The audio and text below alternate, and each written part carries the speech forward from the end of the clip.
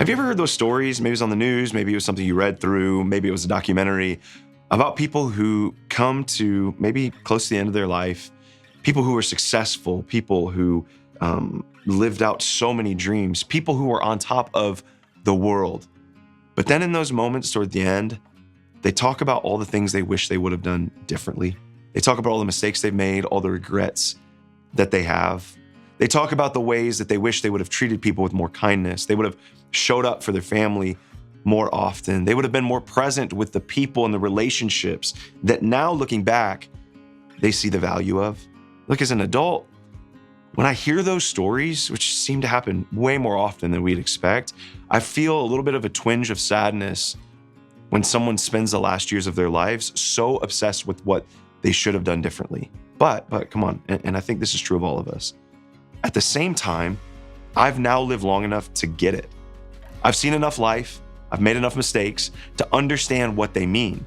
Whether it was a financial move, a relational mistake, a bad habit that was formed, or a million other things, I now see how easy it is to live life looking in the rearview mirror.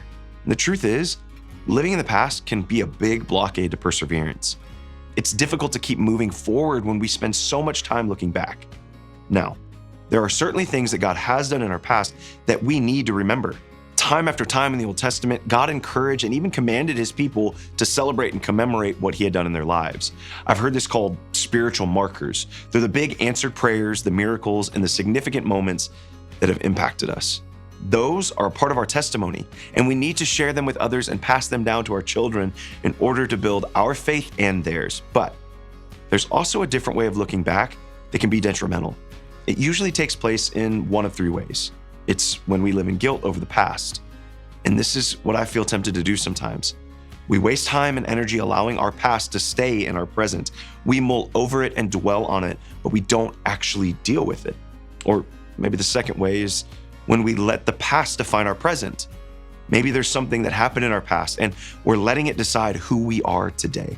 Maybe it was a father who wasn't proud of us, a mom that we just couldn't seem to make happy, a teacher who said that we'd never amount to anything, childhood classmates who bullied us, a divorce, a traumatic childhood, the death of a family member, a sickness or addiction within the family. All of these things are significant, but they have a way of defining how we see the present, even though they happened in the past. And the third way we do this is when we glorify the past. We remember it sometimes accurately, sometimes inaccurately, and we think about the times when we were healthier, younger, skinnier, or more successful. The past has a way of working its way into the present for all of us. But maybe there's a different way to handle the past. How can we press on when it's so easy to look back? In this series, we're looking at the Israelite exodus out of Egypt. During their time in Egypt, the Israelites were in captivity and forced into labor. Things were not good for them. Listen to how their time there is described in the book of Exodus. So the Egyptians worked the people of Israel without mercy. They made their lives bitter, forcing them to mix mortar and make bricks and do all the work in the fields. They were ruthless in all their demands. And then, through supernatural circumstances, God delivered the Israelites out of Egypt, and they began their journey to the Promised Land. About a month and a half into their trek through the wilderness, however, their food supply ran low, and their celebration over what God had done turned into grumbling over what he currently wasn't doing. Check it out. In the desert, the whole community grumbled against Moses and Aaron. The Israelites said to them, "If only we had died by the Lord's hand in Egypt. There we sat around pots of meat and ate all the food we wanted, but you have brought us out into this desert to starve this entire assembly to death." In their present hunger, all they could remember was the food that they had in the past. They forgot about being beaten and whipped, not having any freedom, and having to work tirelessly from sunup to sundown. But like we said, sometimes we remember the past inaccurately. Instead of pressing on despite the discomfort and unknown of the present, the Israelites focused on the predictability of the past, and as a result, they got stuck where they were. Meanwhile, as they were complaining, grumbling, and looking back, they had a big and powerful God who was willing to help them. And the good news is, that's just what he did. Then the Lord said to Moses, "Look, I'm going to rain down food from heaven for you." Then the Lord said to Moses, "I have heard the Israelites' complaints. Now tell them, In the evening, you will have meat to eat, and in the morning, you will have all the bread you want. Then you will know that I am the Lord, your God. God listened to his people. They could have just as easily prayed as they could have grumbled, but don't we struggle with the same thing sometimes? We grumble about things that we could easily ask an all-powerful God to help us with. By focusing on the past, the Israelites lost perspective on God's power in the present. While they were thinking about the bread that they had in Egypt, God was capable of raining down bread from the skies. But the truth is this: it's hard to press on when you're stuck in the past. When we get used to looking back and staying fixated on the past, we become trapped. Instead of using the past as a way to learn, grow, and develop, we become victims of it. Now, on the other side, this is what the prophet Isaiah proclaimed as he spoke on behalf of God. This is what he said: "See, I am doing a new thing. Now it springs up. Do you not perceive it? I am making a way in the wilderness and streams in the wasteland." God is capable of doing powerful things in our present. He can rain bread out of the sky. He can make a way in the wilderness. He can make streams in the desert. He can give us what we need to press on to something new.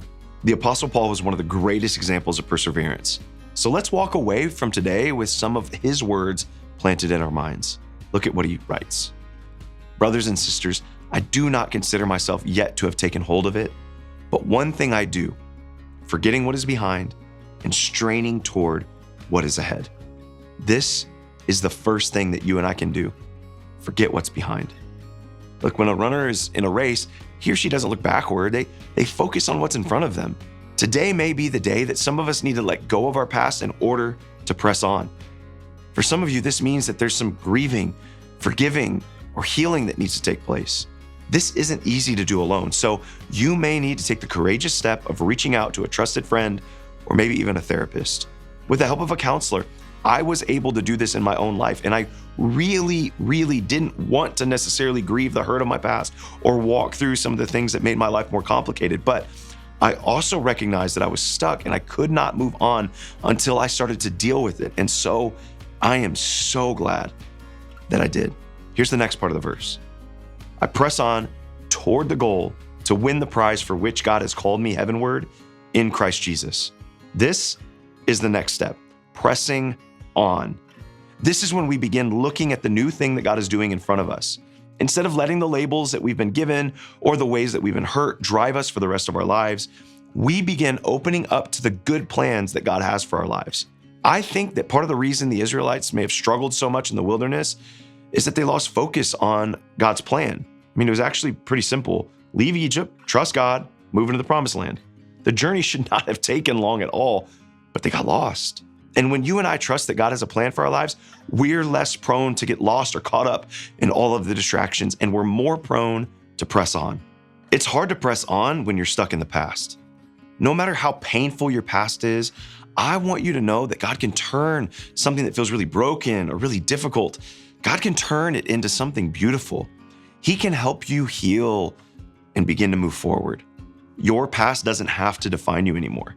Now, for those of us who are prone to look back and focus on the what ifs or the glory days, I want you to hold on to the truth that God is doing a new thing. God has a great plan for your present and for your future.